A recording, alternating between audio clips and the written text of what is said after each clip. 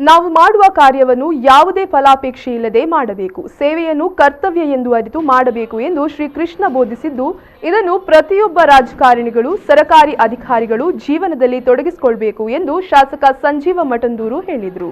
ಅವರು ಪುತ್ತೂರು ತಾಲೂಕು ರಾಷ್ಟ್ರೀಯ ಹಬ್ಬಗಳ ಆಚರಣಾ ಸಮಿತಿಯಿಂದ ತಾಲೂಕು ಕಚೇರಿ ಸಭಾಂಗಣದಲ್ಲಿ ನಡೆದ ಶ್ರೀಕೃಷ್ಣ ಜಯಂತಿ ದಿನಾಚರಣೆಯಲ್ಲಿ ದೀಪ ಪ್ರಜ್ವಲನೆ ಮಾಡಿ ಮಾತನಾಡಿದರು. ಶ್ರೀಕೃಷ್ಣನ ಆದರ್ಶಗಳನ್ನು, ಶ್ರೀರಾಮನ ಆದರ್ಶಗಳನ್ನು ಮೈಗೂಡಿಸಿಕೊಂಡು ಮತ್ತೊಮ್ಮೆ ದೇವತಾ ಪುರುಷ ಆಗಲಿ. ಆ ದೇವತಾ ಸ್ವರೂಪಿಗಳನ್ನು ಬಹುಶಃ ಮನುಷ್ಯನಿಗೆ ಹೋಲಿಕೆ ಮಾಡಿ ಅವರ ಮುಖಾಂತರ ದೇವತಾ ಸ್ವರೂಪಿ ವ್ಯಕ್ತಿಗಳನ್ನು ನೋಡುವಂತಹ ಸಮಾಜ ನಮ್ದು. ಅಂತ ಸಮಾಜಕ್ಕೆ ಒಂದು ಆದರ್ಶಪ್ರಾಯವಂತ ಒಬ್ಬ ದೇವತಾ ಪುರುಷ ಶ್ರೀಕೃಷ್ಣ ಭಗವಂತ. ಪರಿವರ್ತನೆ ಜಗದ ನಿಯಮ ಅಂತೇಳಿ ಶ್ರೀಕೃಷ್ಣ ಹೇಳಿದ್ದಾನೆ. ಇವತ್ತು ನಾವು ಅದನ್ನು ಕಾಣ್ತಾ ಇದ್ದೇವೆ. 5000 ವರ್ಷದ ಹಿಂದೆ ವಾಸುದೇವರೇ ಏನು ಪರಿವರ್ತನೆ ಜಗದ ನಿಯಮ ಅಂತೇಳಿ ಆ ಶ್ರೀಕೃಷ್ಣ ಭಗವಂತ ಹೇಳಿದಾನ, ಅದು ಇವತ್ತು ನಮಗೆ ಕಾಣ್ತಾ ಇದೆ.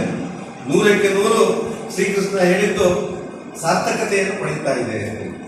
ಇಂಥ ಸಂದರ್ಭದಲ್ಲಿ ಶ್ರೀಕೃಷ್ಣ ಎನ್ನುವಂತ ಒಬ್ಬ ದೇವತಾ ಪುರುಷನ ಜೊತೆಯಲ್ಲಿ ಮನುಷ್ಯತ್ವವನ್ನು ಮೈಗೂಡಿಸಿಕೊಂಡು ಮನುಷ್ಯರು ಹೇಗೆ ಜೀವನ ಮಾಡಬೇಕು ಎನ್ನುವಂಥದ್ದನ್ನು ಭಗವದ್ಗೀತೆಯ ಮುಖಾಂತರ.